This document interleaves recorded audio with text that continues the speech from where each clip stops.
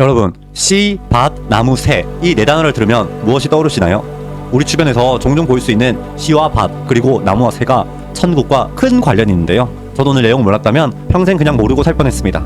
함께 알아보시죠. 여러분, 성경에 약속된 천국에 관한 비밀을 아십니까? 마태복음 13장에는 천국 비밀을 비유로 감추어 두셨다고 하는데요. 우리 주변에서 종종 볼 수 있는 씨와 밭 그리고 나무와 새가 천국과 큰 관련이 있다고 합니다. 성경을 보아도 알지 못한 이유는 비유로 감춰뒀기 때문이며 이룬 실체들이 나타나지 않았기 때문입니다. 이 예언의 실체들이 나타났을 때는 비유한 내용이 이루어진 실체이므로 그 뜻을 보고 알게 됩니다. 천국 비밀 비유는 표면적인 문자 그대로 알아서는 안 되고 그 속에 담긴 참 뜻을 알아야 할 것입니다. 오늘 천국 비밀 비유와 실상 증거에 대해 다룰 말씀은 비유한 씨, 밭, 나무, 새가 되겠습니다.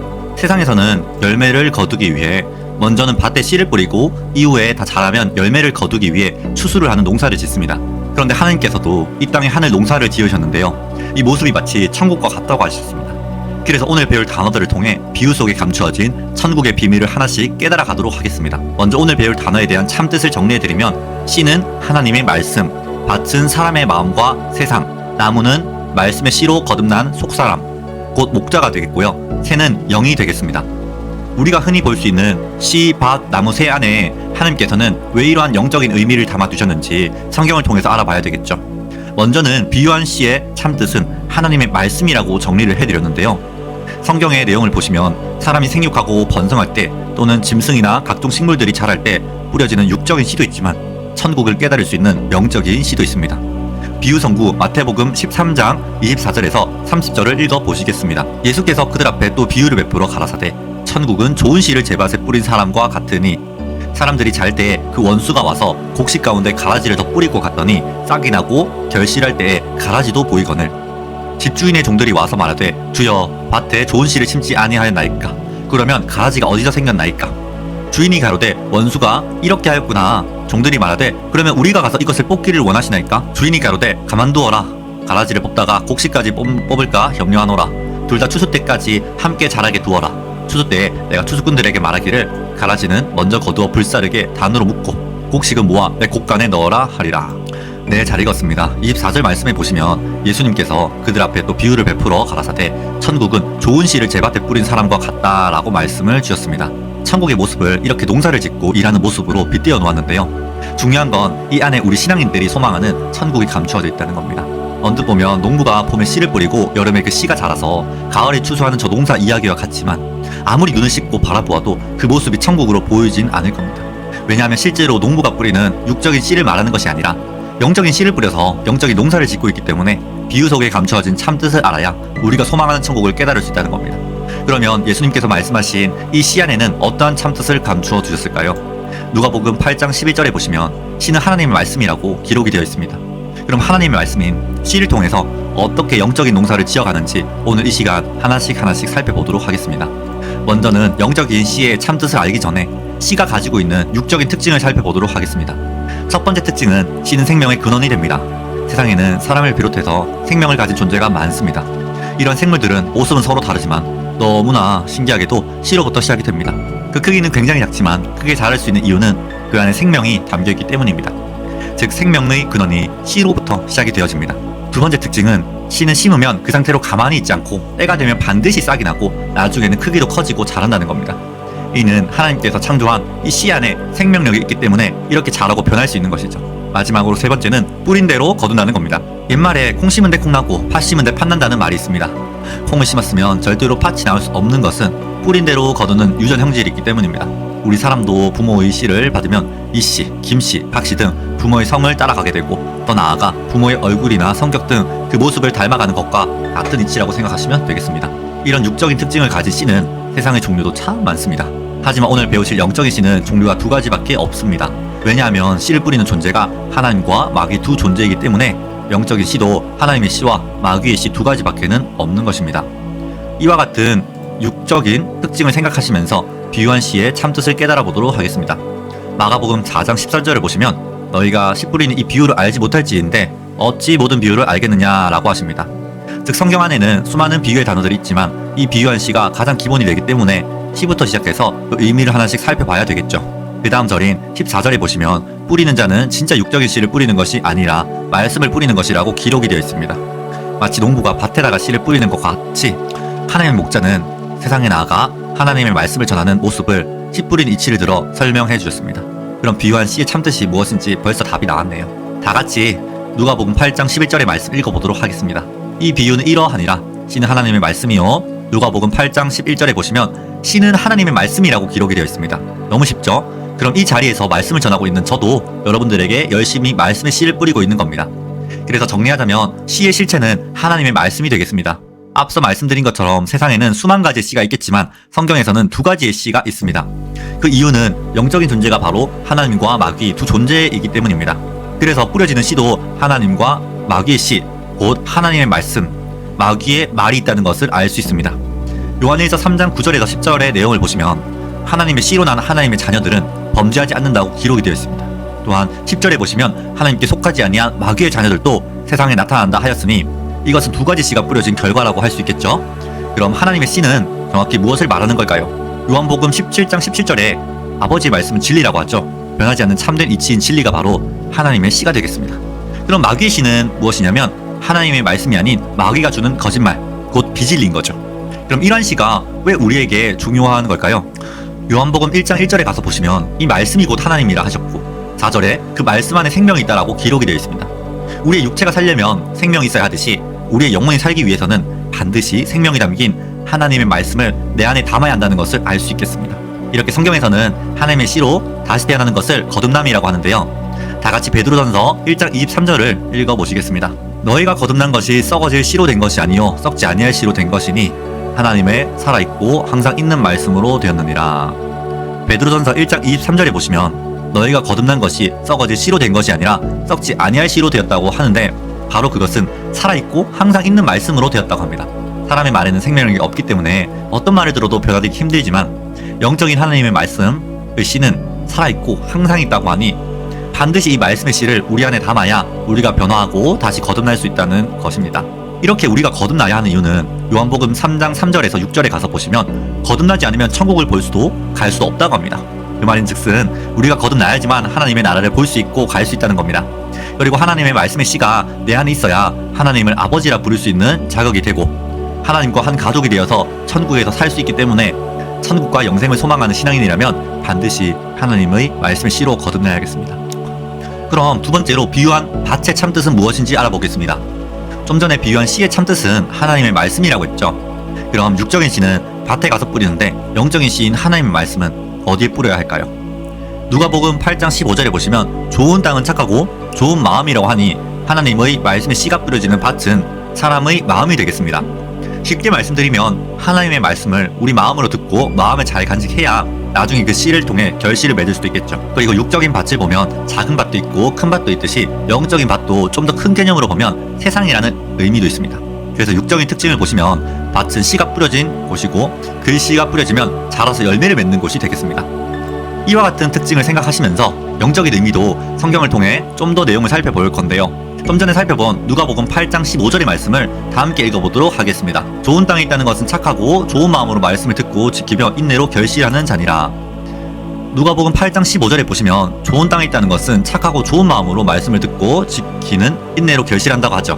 마치 농부가 밭에 씨를 뿌리면 그 씨가 자라서 때가 되면 열매라는 귀한 결실을 맺듯이 하나님의 말씀의 씨를 내 안에 심어서 그 말씀을 잘 지키고 인내하면 하나님의 귀한 열매로 결실을 맺을 수 있다는 것입니다. 고린도전서 3장 9절에도 사도 바울은 너희가 하나님의 밭이라고 하는 걸 보니 하나님의 말씀을 받은 사람이 하나님 밭이 된다는 것도 알 수 있겠습니다. 그래서 영적인 밭의 의미는 하나님의 씨, 말씀을 담는 사람의 마음이 되겠습니다. 그리고 밭은 한 가지의 의미가 더 있는데요. 마태복음 13장 38절에 가서 보니까 예수님께서 받은 세상이라고 말씀해 주셨습니다. 과연 이 세상은 어떤 세상일까요? 바로 예수님께서 씨 뿌려진 밭, 즉 예수님 말씀이 뿌려진 예수교회가 되겠습니다. 말씀의 씨가 한 사람에게 뿌려진다면 사람의 마음이 되겠지만 그렇게 뿌려진 사람들이 하나씩 둘씩 모여 큰 밭이 된다면 바로 예수, 교회, 세상이 되는 것 아니겠습니까? 그래서 정리하면 밭은 사람의 마음과 세상이 되겠습니다. 그러면 우리가 비유한 씨와 밭의 뜻을 살펴봤으니까 오늘 내용을 통해서 천국을 깨닫는 시간을 가져보겠습니다. 하나님께서는 이 땅에 하늘 농사 지을 것을 약 2600년 전 예레미야 선지자를 통해서 예언하셨고 그 이후 600년 뒤에 예수님을 통해서 씨를 뿌리심으로 이루셨습니다. 다 같이 예레미야 31장 27절을 읽어보겠습니다. 여호와께서 가라사대 내가 사람의 씨와 짐승의 씨를 이스라엘 집과 유다 집에 뿌릴 날에. 네, 잘 읽었습니다. 예레미야 31장 27절을 보시면 하나님께서 이스라엘 집과 유다 집에 사람의 씨와 짐승의 씨, 곧 두 가지 씨를 뿌린다고 약속을 해놨다는 것이죠. 그러면 구약의 모든 예언은 언제 이루어지느냐? 그때로부터 600년 뒤인 예수님 초림 때에 사람의 씨도 짐승의 씨도 뿌려지게 되므로 이루어지게 되는 것입니다. 본문의 말을 해석한 마태복음 13장 37절 이하 예수님의 해석을 보시면 좋은 씨를 뿌리는 이는 인자요 라고 설명하고 있으니 결국 좋은 씨를 제 밭에 뿌린 사람은 예수님이라는 것을 알 수 있고, 인자라는 그 말의 뜻도 사람의 아들이 되니 결국 예수님이 뿌린 좋은 씨가 예레미야에게 예언했던 사람의 씨가 되는 것입니다. 그리고 예수님께서는 이 좋은 씨를 어디에 뿌리셨는지 38절에 가서 보니까 세상이라 하는 자기 밭, 즉 예수님의 밭에 뿌렸다는 것입니다. 그럼 결국 예수님이 좋은 씨를 뿌린 제 밭은 예수님의 세상이 되는 것이고, 예수님을 믿는 사람들이 모인 예수교회가 바로 좋은 씨가 뿌려진 예수님의 밭이 되는 것이죠. 그러므로 예수님께서는 좋은 씨, 곧 하나님의 씨인 진리의 말씀을 예수교회에 전하시게 된 것입니다. 그런데 예수님의 밭에는 좋은 씨만 뿌려진 것은 아니었습니다. 사람들이 잘 때에 원수가 와서 가라지를 더 뿌렸다는 것인데요. 실제로 가라지는 다 자라도 그 속에 알맹이가 들어있지 않습니다. 그럼 영적인 가라지도 좋은 씨처럼 보일 수 있겠지만 결국 가짜가 되는 것 아니겠습니까? 그래서 예수님의 밭에 덧뿌려진 가라지는 진리가 아닌 비진리라는 것을 알 수 있습니다. 이렇게 예수님의 밭에 예수님께서는 좋은 씨, 진리를 뿌리셨고 원수도 가라지인 비진리를 더 뿌리게 된 것입니다. 그러면 예수님이 뿌리신 좋은 씨를 사람의 씨라 한다면 그 원수가 뿌린 가라지가 짐승의 씨가 되는 것 아니겠습니까? 그 당시 예수님에게 원수가 되는 입장은 누구였는가 봤더니 예수님을 핍박하고 손가락질했던 당시의 종교 지도자, 바로 서기관 바리새인들이었습니다.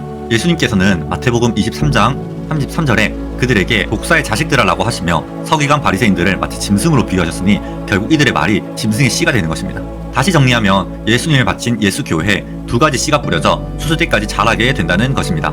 그러면 이렇게 씨를 뿌리셨으니 때가 되면 열매가 맺히고 거두게 되는 추수때가 와야 되지 않겠습니까? 마태복음 13장 39절에 가서 보니까 이 추수때를 언제라고 설명하고 있죠? 네, 바로 세상 끝이라고 기록하고 있습니다.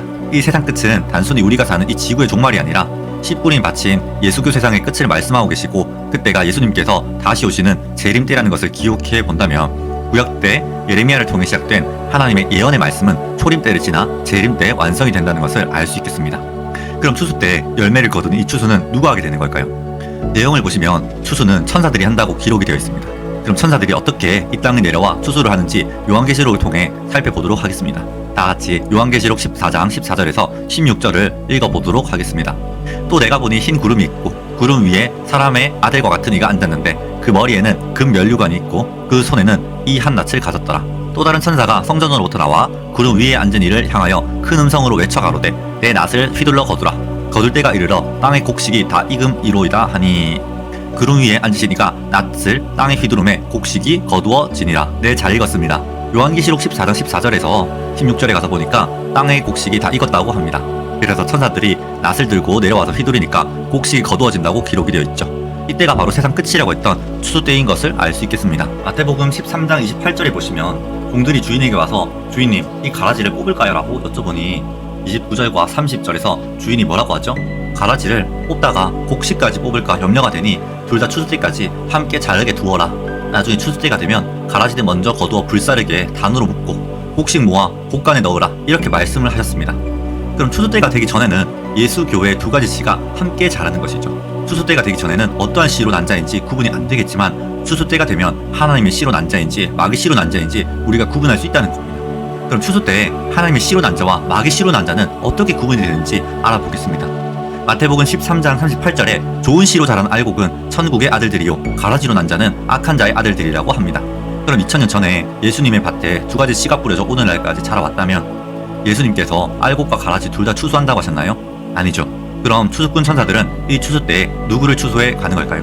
하나님의 씨로 난 천국의 아들들은 추수 때가 되면 천사들에 의해 곡간으로 추수가 되어 간다는 것을 알 수 있습니다. 그럼 가라지, 즉 마귀 씨로 난 자들은 어디 있을까요? 네, 바로 예수님께서 씨 뿌린 밭인 예수교회의 가라지만 남게 되는 것입니다.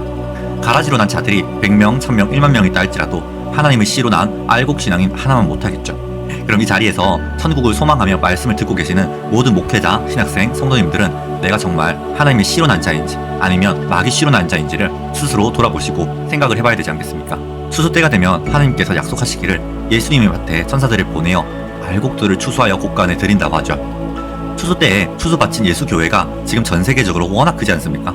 그러다 보니 추수꾼 천사를 통해 추수되어진 곳도 있을 것이고 아직 추수꾼 천사가 오지 않은 데도 있을 겁니다. 그래서 추수 때인데도 추수 때인지 모르는 곳도 있지 않겠습니까?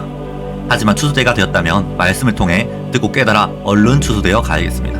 왜냐하면 추수 때에 추수되어 곳간에 간 자와 추수되지 못하고 밭에 남은 자의 결과는 천국과 지옥이기 때문입니다. 이들이 계시록 14장 4절에서 보니까 어린 양이신 예수님이 어디로 인도하든지 따라가는 자며 사람 가운데서 구속을 받아 하나님과 예수님에게 속한 처음 익은 열매라고 기록이 되어 있습니다. 이들이 1절에서 보면 어린 양이 함께 하시는 시온산에 모여 와 있죠. 여기가 바로 알곡들이 모인 천국 곳간인 것입니다. 그럼 여기서 하늘 농사에 대한 결론을 말씀드리겠습니다. 예레미야 31장 27절에서는 구약의 약속을 따라 두 가지 씨가 한 밭에 뿌려진다고 예언을 했고요. 그 말씀이 600년 뒤에 예수님 초림 때에 성취가 되어 예수님의 바친 예수교회에 두 가지 씨가 뿌려졌으니 진리의 말씀인 좋은 씨는 예수님을 통해 뿌려지게 된 것이고 가라지와 같은 비진리는 바리새인을 통해 뿌려지게 되므로 두 가지 씨가 오늘날까지 자라온 것입니다. 그럼 예수님께서 씨 뿌린 예수님의 바친 예수교회는 지금도 두 가지 씨가 뿌려졌으니 하나님의 씨로 난 자와 마귀 씨로 난 자가 있다는 것이겠죠. 이들은 언제 구분할 수 있다고 했죠? 네, 예수님께서 다시 오시는 추수 때입니다. 만약에 추수 때가 되었음에도 예수님을 바친 예수 교회에 남아있는 것은 자기 자신이 마귀 씨로 난 자라는 증거가 되는 것 아니겠습니까? 그럼 제가 다시 한번 질문을 드려보겠습니다. 여러분들은 지금 현재 추수가 되어 갔습니까? 아니면 자기 밭에 머물러 있습니까? 속히 하나님의 씨로 거듭나 추수되어 천국에 들어갈 수 있는 하나님의 귀한 자녀가 되었으면 좋겠습니다. 그럼 세 번째, 비유한 나무에 대해서도 알아보겠습니다. 성경에 보시면 이스라엘 나라에서 흔하게 볼 수 있는 나무가 있는데요. 바로 포도나무입니다. 그래서 이스라엘 백성들은 포도나무에서 나는 포도 열매를 따서 포도주로 만들어 먹었습니다. 그런데 요한복음 15장 1절에 보시면 예수님께서는 자기 자신을 가리켜 참 포도나무라고 하는 말씀을 하셨습니다. 사람이 어떻게 나무가 될 수 있을까요? 그것은 육적인 나무를 말하는 것이 아니라 영적인 나무로서 예수님을 포도나무로 빗대어 놓았다는 겁니다. 씨가 자라고 나면 나무가 되듯이 하나님의 말씀의 씨를 통해 사람이 자라게 되면 그 속마음이 하나님의 모양과 형상대로 변화가 되겠죠. 그래서 나무는 말씀의 씨로 거듭난 속사람, 그 목자가 되겠습니다. 그럼 먼저 나무와 관련된 비유성구 마태복음 13장 31절에서 32절을 읽어보도록 하겠습니다. 또 비유를 베풀어 가라사대 천국은 마치 사람이 자기 밭에 갖다 심은 겨자씨 하나 같으니 이는 모든 씨보다 작은 것으로 돼 자란 후에는 나물보다 커서 나무가 되매 공중의 새들이 와서 그 가지에 깃들이느니라. 네, 잘 읽었습니다. 앞에서 말씀드린 것처럼 씨는 하나님의 말씀이고요. 그 말씀의 씨는 사람의 마음밭에 뿌려진다는 것을 알았습니다. 그런데 마태복음 13장 31절에서 32절 말씀을 살펴보니까 천국은 마치 씨앗이 자라서 나무가 된다고 하죠. 그 이후에는 공중에 새가 와서 깃든다고 하는데 여러분들은 이 모습이 천국으로 보이십니까? 우리가 확실히 깨닫기 위해서는 그 나무와 새에 대한 영적인 의미도 함께 알아야 하겠습니다.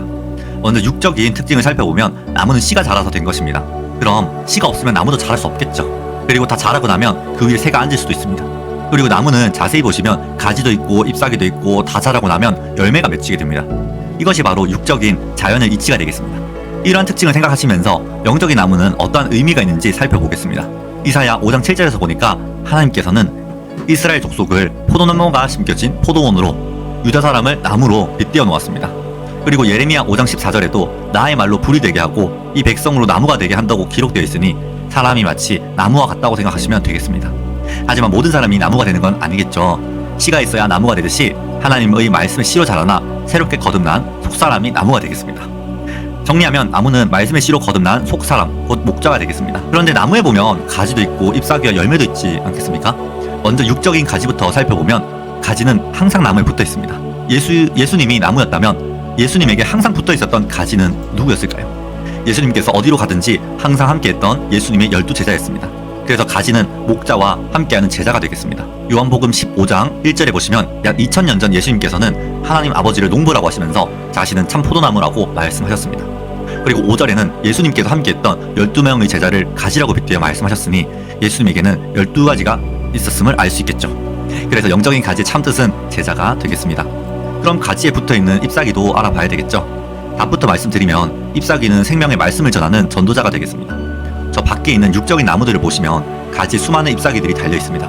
실제로 이 잎사귀들은 열매를 맺는 데 있어서 중요한 역할을 한다고 합니다. 그럼 성경 안에서 비유된 잎사귀들도 무언가를 살리고 도와주는 역할을 하는 거 아니겠습니까? 그럼 다 같이 에스겔 47장 12절의 말씀을 읽어보겠습니다. 강 좌우가에는 각종 먹을 실과나무가 자라서 그 잎이 시들지 아니하며 실과가 끊지지 아니하고 달마다 새 실과를 맺으리니 그 물이 성소로 말미암아 나옵니다. 그 실과는 먹을 만하고 그 잎사귀는 약 재료가 되리라. 네. 에스겔 47장 12절에 보시면 이 잎사귀는 마치 우리에게 약재료와 같다고 기록을 하고 있습니다. 사람은 육신이 병든 자도 있지만 영적으로 병든 자도 있습니다. 생명이 담긴 하나님의 말씀을 보아도 들어도 깨닫지 못하니 갈수록 사람의 영혼이 빈들의 마른 풀같이 메말라가고 있는 것 아니겠습니까? 그럼 병든 자에게 생명의 말씀을 전해주어 진리 앞으로 인도하고 그 영혼을 살린다면 그 말씀을 전해준 그 사람이 바로 잎사귀의 역할을 하는 거죠. 그래서 잎사귀는 바로 전도의 사명을 다하는 전도자가 되겠습니다. 요한계시록 22장 2절에도 보시면 강 좌우에 생명나무가 자라고 그 생명나무에 있는 잎사귀는 만국을 소동한다고 하였습니다. 이게 실제 잎사귀라면 세상 가운데 영적으로 병든 자들을 살리기 위해 배춧잎이나 상추잎 등 실제 잎사귀를 먹어야 되겠지만 당연히 말도 안 되는 것을 알 수 있겠죠. 우리의 영혼을 살리고 세상 만국을 소송할 수 있는 유일한 재료는 육적인 잎사귀가 아니라 바로 하나님의 말씀입니다. 그래서 정리하면 잎사귀는 말씀을 전하는 전도자가 되겠습니다. 나무도 사람, 가지도 사람, 잎사귀도 사람이라면 그 가지에 맺히는 열매는 뭐가 되겠습니까? 네, 바로 말씀으로 맺어진 성도가 되겠죠. 그럼 어떤 사람이 되느냐? 야고보서 1장 18절에 보시면 너희는 첫 열매로 맺게 하기 위해 진리의 말씀으로 나았다고 기록을 하고 있습니다. 그래서 말씀으로 맺은 성도가 하나님의 귀한 열매가 되겠습니다. 그리고 열매에는 한 가지 의미가 더 있는데요. 나무를 조직체가 아닌 하나의 개인으로 봤을 때는 그 입에서 나오는 말씀도 열매가 됩니다. 마태복음 12장 33절에서 35절에 보시면 선한 사람의 입에서는 선한 말이 나가고 마음이 악한 사람의 입에서는 악한 말이 나가니 실과로 나무가 좋은지 안 좋은지 알 수 있다고 합니다. 그렇다면 사람의 입에서 나오는 말도 실과이기에 사람의 영을 살리는 진리의 말씀이 나가면 그 말씀이 생명나무 실과가 되고 반대로 사람의 영을 죽이는 비진리가 나가면 그것이 바로 선악과가 되겠죠. 그래서 정리하자면 열매는 말씀 또는 말씀으로 맺은 성도가 되겠습니다. 그럼 여기서 영적인 씨의 종류가 두 가지라면 당연히 자라는 나무도 몇 가지로 자라겠습니까? 네, 두 가지로 자라게 되겠죠. 그래서 두 가지 나무에 대해 살펴보겠습니다. 하나님께서는 이 땅에 생명의 씨를 뿌리셨고 그 씨가 자라 나무가 되고 새가 깃들게 되면 그 모습이 마치 천국과 같다고 하셨습니다. 그럼 생명의 씨로 자란 나무니 그 나무는 생명나무가 되겠습니다. 지금으로부터 2000년 전인 초림 때에 예수님과 그 조직체가 바로 요한복음 15장의 참 포도나무요 생명나무의 실체이자 천국의 실체가 되겠습니다. 요한복음 14장 6절에 예수님께서는 내가 곧 길이요 진리요 생명이라고 말씀하셨습니다. 그래서 예수님의 입에서는 생명의 말씀인 생명나무, 실과, 곧 진리가 나오게 되는 것입니다. 그럼 정리하면 하나님의 나무는 참 목자와 그 조직체가 되겠죠. 만약에 내가 그 말씀을 따라 참 목자와 그 조직체에 속한다면 그것이 천국으로 가는 생명의 길이 되겠습니다. 반대로 사단 마귀가 뿌린 씨, 즉 사망의 씨로 자란 나무도 있습니다. 하지만 성경에는 사단의 나무라 하지 않고 들포도나무 또는 선악나무라고 하죠. 신명기 32장 32절에서 33절 말씀에도 보시면 그들의 포도나무는 소돔의 포도나무라고 하는데요. 그들의 포도는 쓸개 포도니 그 송이는 쓰며 그들의 포도주는 뱀의 독이요 독사의 악독이라고 합니다. 그럼 그 포도나무는 들포도나무요 그 속에는 독이 들었으니 당연히 먹으면 죽게 되겠죠. 그래서 성경에서는 거짓 목자를 들포도나무 또는 선악나무라고 합니다. 그렇다면 선악나무에서는 선악과가 맺히듯이 거짓 목자 입에서는 무엇이 나올까요? 네, 바로 사람의 영을 죽이는 비진리가 나오겠죠. 이것이 바로 절대로 먹어서는 안 되는 선악과가 되겠습니다. 예수님 초림 때 서기관 바리새인들의 입에서 선악과와 같은 비진리가 나왔으니 이들이 바로 들포도나무요 선악나무의 실체가 되겠습니다. 정리하면 사단의 나무는 거짓 목자와 그 조직체가 되겠습니다. 마지막으로 새에 대해 알아보도록 하겠습니다. 창세기 8장에 보시면 노아는 하나님께서 내리신 홍수 심판을 피하기 위해 방주에 탔고 그 이후에 물이 어느 정도 줄었는지 확인하기 위해서 비둘기를 날려보내셨습니다. 이렇게 성경에서는 육적인 새도 나오지만 본문 마태복음 13장 31절에서 32절의 말씀처럼 영적인 나무가 다 자라고 나면 그 위에 깃드는 영적인 새도 있습니다. 육적인 나무에 육적인 새가 날아오는 것처럼 하나님의 말씀의 씨로 거듭난 사람에게는 누가 올까요? 네, 바로 하늘의 성령이 함께 하시겠죠. 그래서 새의 영적인 의미는 영이 되겠습니다. 먼저 새의 육적인 특징부터 살펴보시면 새는 어디든 자유롭게 날아갈 수도 있고 자신이 앉을 수 있는 나무인지 판단한 후에 곧장 나무에 가서 앉기도 합니다. 예수님께서는 나무에 새가 깃드는 모습이 마치 천국과 같다 라고 말씀을 하셨는데요. 만약에 나무가 사람이라면 그 위에 깃드는 영들이 어떤 모습으로 함께하는지 살펴보겠습니다. 다같이 마태복음 3장 16절의 말씀 읽어보겠습니다. 예수님께서 세례를 받으시고 곧 물에서 올라오실 때 하늘이 열리고 하나님의 성령이 비둘기까지 같이 내려 자기 위에 임하심을 보시더니, 내용을 보시면 마태복음 3장 16절에 예수님께서 세례 요한에게 세례를 받으시고 물 위로 올라오실 때에 하늘의 비둘기 같은 성령, 즉 하나님께서 예수님에게 임해 오셨습니다. 마치 새가 나무에 앉듯이 성령이신 하나님께서 예수님에게 함께 하신 것이죠. 그러므로 2000년 전에 예수님이 바로 하나님께서 함께했던 천국의 실체가 되겠습니다. 요한계시록 19장 17절에도 보시면 공중에 나는 새들에게 하나님의 큰 잔치인 천국 혼인잔치에 모이라고 외치니 이것은 육적인 새가 아닌 성령이 천국에 모인다는 것을 깨달을 수 있겠습니다. 이렇게 영적으로 보면 하나님의 새도 있지만 반대로 사람 마귀의 새도 있습니다. 누가복음 8장 5절과 12절에 보시면 사람의 마음밭에 뿌려진 씨를 빼앗고 먹어버리는 새가 있으니 사람들이 구원을 얻지 못하게 하려고 마음에서 말씀을 빼앗는 마귀가 되겠습니다. 요한계시록 18장 2절에도 보시면 이러한 악령들이 모이는 바빌론이라는 장소가 있으니 그곳에 각종 더럽고 가증한 새, 즉 악령이 모인다는 것을 알 수 있겠습니다. 정리하면 비유한 새는 영으로서 하나님의 새인 성령과 사단의 새인 악령, 이렇게 두 가지 종류가 있겠습니다. 실제 육적인 새들은 자기가 앉을 수 있는 나무인지 판단하고 앉습니다. 이와 같이 하나님의 새는 생명나무에 함께하고 사단의 새는 선악나무에 함께합니다. 이로써 천국과 지옥이 나누어지게 됩니다. 하나님의 나라, 천국을 소망하는 신앙인이라면 우리는 어떤 새가 날아와야 되겠습니까? 바로 성령이신 하나님과 예수님, 천사들이 새가 되어 우리와 함께해야 하겠습니다. 그럼 우리가 앞으로 어떻게 해야 하나님의 새가 우리와 함께할 수 있을까요? 바로 생명나무인 참목자와 선악나무인 거짓목자를 분별해서 생명나무를 찾고 그 안에 속해야 되지 않겠습니까? 그럼 어떻게 분별하고 깨달을 수 있을까요? 마태복음 7장 15절에서 20절에 보시면 좋은 나무는 아름다운 열매를 맺고 못된 나무는 나쁜 열매를 맺는다 하였으니 그 열매로 나무를 알 수 있듯이 목자 입에서 나오는 말로 이 나무가 하나님께 속한 생명나무인지 사람 마귀에게 속한 선악나무인지를 분별할 수 있겠습니다. 결국 생명나무인 참 목자의 입에서는 생명나무 과실인 진리의 말씀이 나옵니다. 그렇다면 이 말씀을 듣고 있는 우리는 진리의 말씀을 통해서 두 가지 나무, 곧 두 소속의 목자를 구분하고 깨달아 참 목자인 생명나무에 속해야 하고 천국과 영생에 이를 수 있음을 알아야 하겠습니다. 그럼 오늘 내용의 결론을 함께 정리해드리겠습니다. 영적인 씨의 참 뜻은 하나님의 말씀, 밭은 사람의 마음과 세상, 나무는 말씀에 씨로 거듭난 속사람, 새는 영으로서 성령과 악령이 있다는 것을 알 수 있었습니다. 이것을 통해 알 수 있었던 것은 예수님의 밭에 두 가지 씨가 뿌려지게 되므로 하나님의 씨로 난 하나님의 자녀는 추수 때 그 세상 끝에 천국 곳간으로 추수되어 가고 마귀 씨로 난 자는 추수되지 못하고 밭에 그대로 남아 불사름 곧 심판을 받게 됩니다. 우리는 성경의 천국 비유인 두 가지 씨, 두 가지 나무, 두 가지 새가 있음을 깨달아서 하나님과 예수님께서 함께 하시는 참 목자에게 소속되어야 하겠습니다. 아멘.